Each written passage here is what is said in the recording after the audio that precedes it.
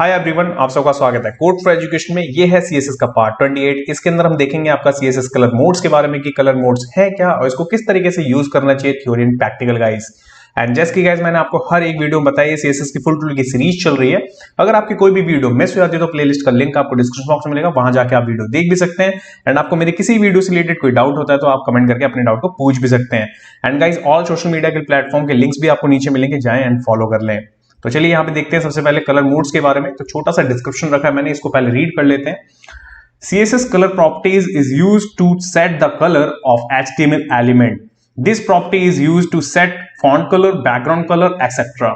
Okay, ये जो मैं आपको आज बताने वाला हूँ कलर के कॉन्सेप्ट्स, ये आपके बैकग्राउंड में भी और फॉन्ट कलर में भी दोनों में काम करेंगे, ध्यान रखिएगा।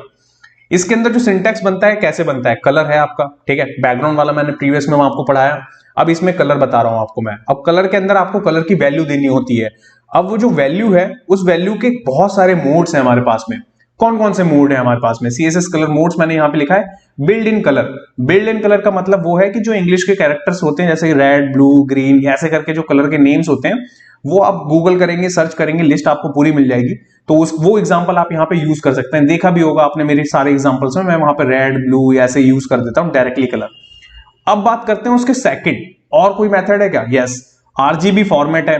आरजीबी की फुल फॉर्म होती है आपकी रेड, ग्रीन, ब्लू। ओके, और इसके अंदर भी हमारे को कलर देना पड़ता है फॉर्मेट के अंदर, और जो इसका सिंटैक्स होता है उसके अंदर हमें 0 से लेके 255 तक की जो वैल्यू होती है उसके बीच में ही कोई एक नंबर देना होगा, और वो नंबर आपका ऑटोमेटिक कलर में आ जाता है। और अगर इसके बारे में भी आपको डिटेल से पढ़ना है तो गूगल पे जाएं, लिस्ट बहुत सारी वेबसाइट्स की पड़ी हुई है, वहां से आप देख सकते हैं। सेकंड है आपका, थर्ड है आपका यहाँ पे आरजीबी ए। अब ए लग गया इसके आगे तो ये अल्फा हो गया।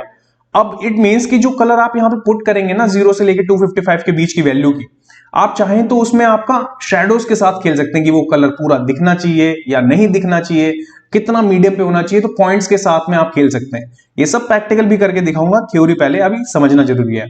फिर इसके बाद में हेक्साडेसिमल।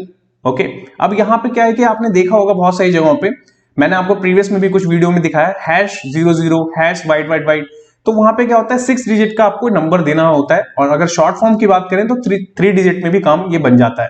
ओके, अब इसके बाद में है आपका SSL। ओके, अब यहां पे इसकी फुल फॉर्म होती है आपकी ह्यू, सिचुएशन एंड लाइटनेस।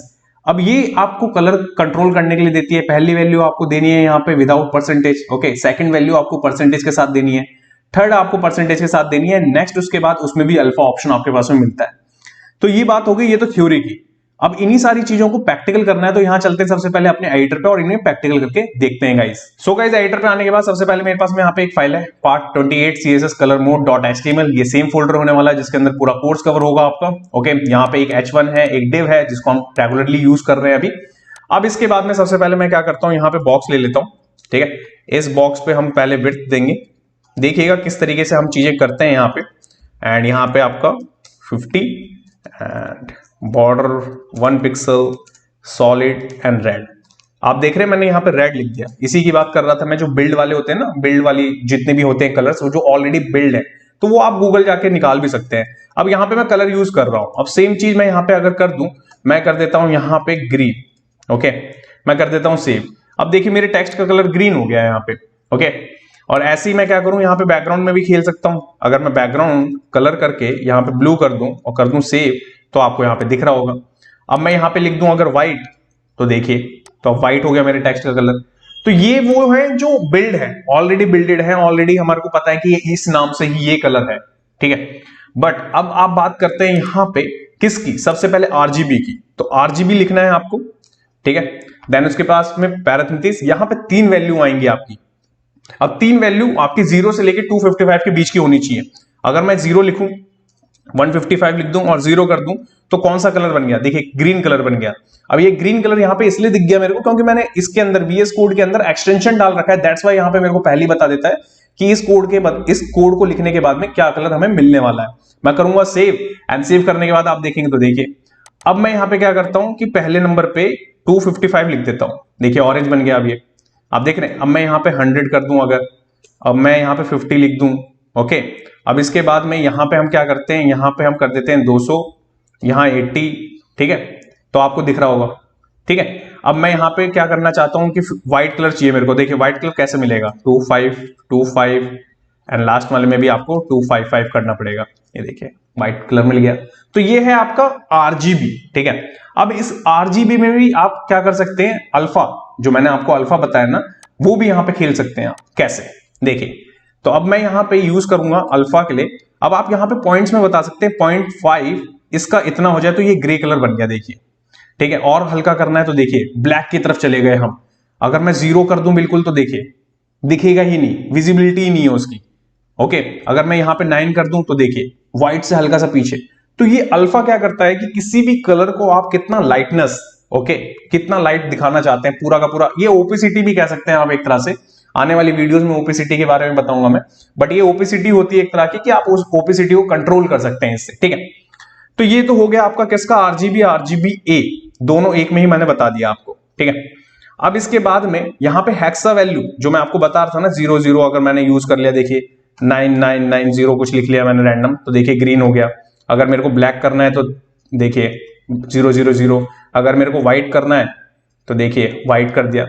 तो ये भी हमारे पास में प्रॉपर्टीज मिलती है, ठीक है, हेक्साडेसिमल करके, जो इनको सबसे ज्यादा यूज यही होती है अभी तक आपकी, और बाकी आपकी एडिशनल है जिनको आप यूज कर सकते हैं अपने अकॉर्डिंग। ओके, अब इसके बाद में हमारे को मिलती है HSL, ठीक है। अब आपको यहां पे लिखना होगा HSL, सेम जैसे हमें RGB लिखा था। मैं अगर कोई वैल्यू पुट कर दूं यहां पे और उसके बाद में मैं बता दूं, इसे 100% ले लो पहले, ठीक है। मैं पहले इसे 100% बता देता हूं कि 100% रख लो आप, फिर उसकी ब्राइटनेस 30 कर देना आप। देखिए आप देख रहे हैं, अगर मैं यहां पे लिख दूं आपका व्हाइट के लिए तो यहां पे देखिए ब्लू आ रहा है, क्योंकि यहां पे हम ले रहे हैं 100। अब मैं यहां पे कर दूं अगर इसे कम, ठीक है, 55, 10, ये देखिए। तो आप कलर देख रहे हैं किस तरीके से आप कंट्रोल कर रहे हैं। और इसी में आपको अल्फा लगाना है तो ए लगाएंगे आप, आगे कॉमा लगाएंगे, कॉमा लगा के 0.5 कर देंगे तो देखिए। अब मैं इसके बाद में इसे 100 भी कर दूंगा ना अगर, तो डार्क ब्लू है, ठीक है। मैं बैकग्राउंड वाले को ये बंद कर देता हूं तो ज्यादा बेहतर समझ में आएगा। ये देखिए लाइट दिख रहा है आपको। अगर मैं और कम करूं तो देखिए आपको टेक्स्ट की ओपेसिटी दिख रही है कलर के साथ में। अब मैं यहां पे 9 कर दूं तो फुल दिखेगा आपको। तो ये है आपका अल्फा कैसे काम करता है। अल्फा होता है ओपेसिटी कंट्रोल करने के लिए, ठीक है। डेसिमल आपने देखा, हेक्साडेसिमल कैसे काम करता है, आरजीबी, आरजीबी ये देखा आपने। और नॉर्मल कैसे आप दे सकते हैं, केवल अगर आपको नाम याद रखने हैं, कलर के नाम याद है तो आप नाम के साथ भी यहां पे खेल सकते हैं। तो ये है आपका कलर कोड्स, ओके, और कलर मोड्स के बारे में कि किस तरीके से आपको यूज करना चाहिए अपने प्रोजेक्ट के अंदर। प्रैक्टिस करें इसकी गाइज। अगर आपका कोई डाउट है तो कमेंट करके अपने डाउट को पूछ सकते हैं। नेक्स्ट वीडियो में आपको क्या पढ़ाने वाला हूं वो भी एक बार देख लेते हैं। सो गाइज नेक्स्ट वाले पार्ट में हम देखेंगे आपका CSS ग्रेडियंट बैकग्राउंड के बारे में कि किस तरीके से आपके 2 कलर 3 कलर और ग्रेडियंट को आपको मैच करवा के आपको बैकग्राउंड में कलर फिल कर सकते हैं। Theory and practical guys. Thanks for watching this video. जब तक के लिए till then bye bye guys.